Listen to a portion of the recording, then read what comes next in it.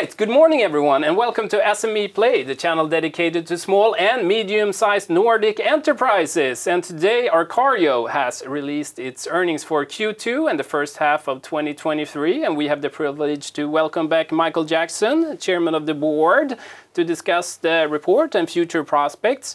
And also joining us via link from Norway, we have company CEO Torbjørn Bull Jenssen, who's here to shed some more light on the state of the crypto market. And we'll be wrapping up with a brief Q&A session. So let's get into it. Michael, good to see you. Good to see you, thank you. Since your last visit here in June, could you provide us with an update on what's been going on? Sure. Well, we've been very busy in Arcario. We've had robust growth across all of the portfolio companies. Our reorganization's gone well, and we've got some great news for everybody. All right. Excited to hear about that. But to back it up first, just for the people who might not be so familiar with everything that's been going on in the company, Arcario, formerly known as Arcane Crypto, has been going through a transformation. What are the different parts of Arcario today? Yes, well, Arcario is now an investment company. All the operations are separate operations. Before this quarter, we had 4 companies within the portfolio, and now we have 5. Okay.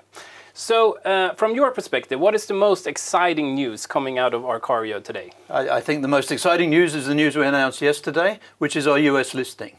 Okay. US listing, OTCQB. And have you seen a lot of interest from US investors, or why are you doing this? This is exactly why we're doing it. I mean, we're doing it to capture US interest. We're seeing US interest in Arcario, and we need to capture that. Of course we want to do that. You mentioned the plans for OTC listings, or you haven't mentioned, but the company has mentioned the plans for a listing in the US before. Why now? But why now? Because we can see that there's a chaos in the US now within the regulatory environment. US investors who want to invest into the crypto space, into the digital asset space, really have very few choices at all. The regulatory framework there doesn't permit them to do it. Arcario is a licensed, regulated operation, and being able to offer that product in the US increases our liquidity, of course, but hopefully satisfies a lot of this investor demand that we're seeing. Okay, so they are looking at Nordic or European companies to invest in that's active in the crypto space. Absolutely. I mean, the European environment now has stabilized. We have a lot of regulation has finally fallen into place. You can be very certain if you're operating a crypto-based business, a digital asset business within Europe. There are a lot of well-established companies, licensing framework here, something which is completely different to what you see in the US. And this is actually where we believe the European environment is very favorable for once for crypto and early stage investments. Okay, well, that's exciting news. And if you want to get into more of what's been happening within the existing portfolio companies in Arcario? Absolutely, yes. Well, should we go through them one at a time? Let's do it. Okay, so as I just said, we have 5 portfolio companies in Arcario. We have K33, Green Data, Pure, LN Markets, and Finpeers. Maybe I'll start with K33. Yeah, let's do it. I mean, K33 is our flagship asset, if you like. It's the asset that Torbjørn is the CEO, and it was before the research operation, the trading operation, the assets operation, and it's been going really well. The research has bedded down super well. We launched it, rebranded it, and launched it in the spring. Doubled the number of subscribers in the last quarter, so that's great news. Anybody who wants to join, please join. It's a different model now, free to sign up, and then a premium model from there. Our markets is probably the most exciting thing we have within that. It's launching now, very, very soon indeed. We're onboarding the first test clients. You don't really do test clients in markets, but the initial clients are on there, and we'll be opening it up for full access really, really soon. And of course, the third thing is we announced we've got some financing directly into the portfolio company of K33 from Liquid Mercury, an American operation, again reinforcing the fact that American investors are interested in European assets for once. Okay, so, yeah. And what's been going on in the other subsidiaries? So in Green Data, a mining operation, we've seen this turn profitable again after a spring which was weak because of electricity prices and low Bitcoin prices. These have recovered. That's back there. Merger and acquisitions within that space are everywhere, so let's see. Yep. Pure Digital, they're now up to, they're real tailwinds in Pure Digital now. The institutional side we see is gaining, gaining traction, particularly in the US. The US investors, the US banks, the big ones are in there. Pure have got 7 letters of intent with these US investors, these big US banks. Right. And so their interbank market is ready to go. And again, hopefully some good news on that. Okay, the next and time. LN Markets? LN Markets, the Lightning Network trading platform. We have 3 times as much volume in Lightning in LN Markets in the first half year than from the second half of last year. Right. So it's grown 3 times in that period. So the Lightning Network's doing well, and they're doing well within that environment. So that's great news as well. And then you have a new addition. We have the new addition, Finpeers, a Swiss operation. Again, moving into digital assets, the tokenization of digital assets. And as you know, there are many people talking about the tokenization of assets, tokenization of real world assets as being a huge market, a thing of the future. And we think we've found a great team there to be building that company up. So that's fantastic as well. Yeah, that's lots of information in a short time, but I think that people can go into the report and read more about these different subsidiaries. If you want to get in a little bit more into today's report, what were the financial highlights from your point of view? Well, I think from my point of view, the first thing is it was completely in line with expectations, in line with the budget we produced internally. Everything was exactly as it should be. So that's always good news, first of all, no surprises, right? I mean, we continue to make the cost savings. Arcario is changing structure. It doesn't have operations within itself any longer, so now it's much leaner. Very few people involved with Arcario and paid by Arcario, you can say. It's all in the portfolio companies, which I think is the right place to be. Yeah. So when we look at the financial performance, we see the income side is flat. It stays the same. It's more a technicality because an investment company doesn't really have any income as such. And so you should be focusing on the EBITDA, on the gross margin of the company going forward. And of course, the performance of the portfolio companies, because that's where, in the end of the day, the value lies. Okay. And for Q3, what's the outlook? Are you providing one? Well, we're not providing any financial guidance just now, no, but we're certainly providing some operational guidance with the launch of the K33. Yeah, it seems like something that you're very excited about. I'm very excited about it. I think it's amazing. We've worked very hard on K33. The team has been extremely, done so much work on it over the last year. And it seems things are coming together. Yeah, they are, exactly. And the product that we dreamt about, a year ago or something is actually what I can see when I look at it on the screen, when I see how people interact with it. But also how the back office and how the custody and how the security and all of these things are going to work. I think it just looks like a product that's best in class, certainly best in class it's the best I've ever seen in the Nordics, and I think it's the best I've seen, globally here. So I'm really looking forward to that. And then from the Arcario side, of course, the US listing is going to be super important, I think, for everybody and everybody who's listening here, hopefully. Yeah. So lots of exciting things going on there.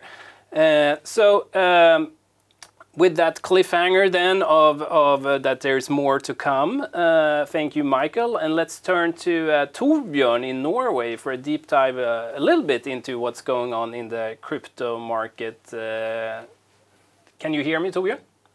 Yeah, I can hear you loud and clear. Great to be here, although I wish I could be on ground in Stockholm. Yeah, yes. Well, we'll do it this way instead. It works now fine with the digital channels going on. So the crypto market has seen some big changes in Q2, especially since your last appearance here in June. Could you comment a little bit on recent developments? Yeah, absolutely. In many ways, it's actually been mimicking what Michael said about Arcario, where the spot market, the trading activity has been very flat. The Bitcoin price has been very flat, although we had some recent volatility. However, underneath this kind of calm surface, there's been some major news. Most notably, BlackRock has announced that they're applying for an ETF, or not even announced, they've actually applied for a spot ETF in the US. And this is massive. BlackRock is the largest asset manager in the world. And when they are applying for a spot ETF, it's both likely that they'll be able to get it done, but also it signals that there's underlying demand. They wouldn't put resources on this unless they saw institutional demand. We have also other major news like Deutsche Bank applying for a custody license. We have Société Générale obtaining a custody license. We have PayPal launching a stablecoin on the public Ethereum blockchain. And this is just the tip of the iceberg.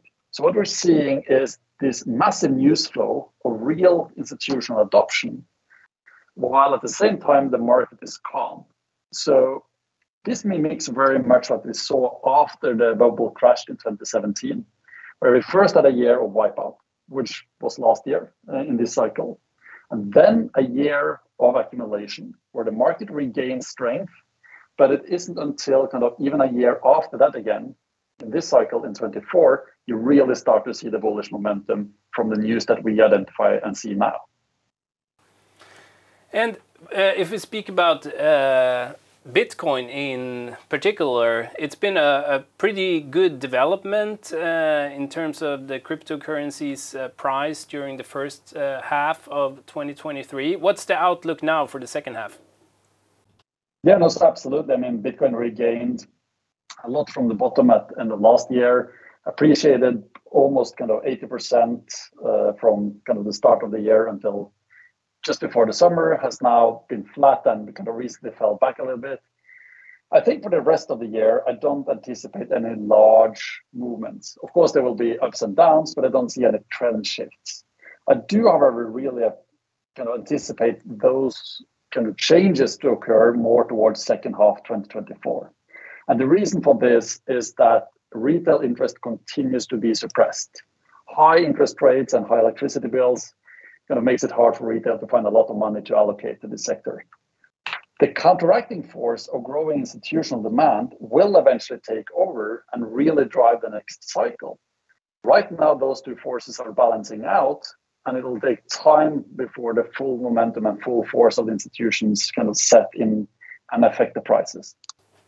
What are some of the triggers that investors should be looking for when it comes to us turning into seeing a potential bull market again for cryptocurrencies and Bitcoin in particular? Yeah, so I mean, obviously there will be triggers around the different decision dates on ETF applications. I mean, BlackRock are not alone. There's a lot of other applications. That said, however, I don't think there's like certain triggers that you should really look for. What you should look for is the continued investment in building out the missing infrastructure. So what you should look for is these initiatives like the one pushed by BlackRock, by PayPal, by companies like Pure, because as long as you see the continued maturation of the infrastructure combined with regulation now coming in place, that will tell you that when the market sentiment turns, whether that is because the Bitcoin supply, kind of the mining of new coins will be cut in half next year, or whether it's another trigger, the market conditions for a substantial bull run will be there. So this is similar to how it was really hard to say what started the bull run in 2017, but it was the infrastructure that had been built out for, I meant in 2020, but it was the infrastructure that was built out on the back of the 2017 bubble, which enabled that wave of adoption. And we're seeing that again now with the new infrastructure being built out, enabling the next wave of adoption. Okay, thank you very much, Torbjørn. And we have received some questions to Arcarios Investor Relations inbox, so I want to leave some time to address those as well. So let me turn back to you, Michael, again. What does the financial situation look like right now is one of the questions that we got. Yeah, sure. Well, I mean, I'm fully confident. We're completely confident in the current financial position we're in. There's no problem there. But, you know, to grow, we need further financing. So we've got an offer in from some of our existing larger shareholders to do a financing round. We're considering it, and we'll look at it and negotiate it and make sure it's the best for everybody. Okay. So there's been no decisions made yet, but you have several options on the table. Absolutely, that's correct. Yeah, no decisions, but decisions soon. Okay. Another cliffhanger there. Another question that was emailed in to us. Where do you see the most cash flow being generated during Q3 and going forward? Actually, that's an interesting question because I think now Arcario is much more of an investment company. The cash flow sits within the operating companies themselves. So K33 has cash flow, the research department has a cash flow, but that's used within the individual entities. So the job of Arcario is just to manage this portfolio of companies. and that requires a very low amount of money, but it doesn't actually generate cash flow in itself. You have to look at the individual portfolio companies to look at the cash flow on that. Okay. All right, I think that's all the time we have today, unfortunately. But thank you so much, Michael, for joining us today. Thank you, Torbjørn, for joining us from Norway. And thank you to all of you watching this for joining us as well. We'll see you next time.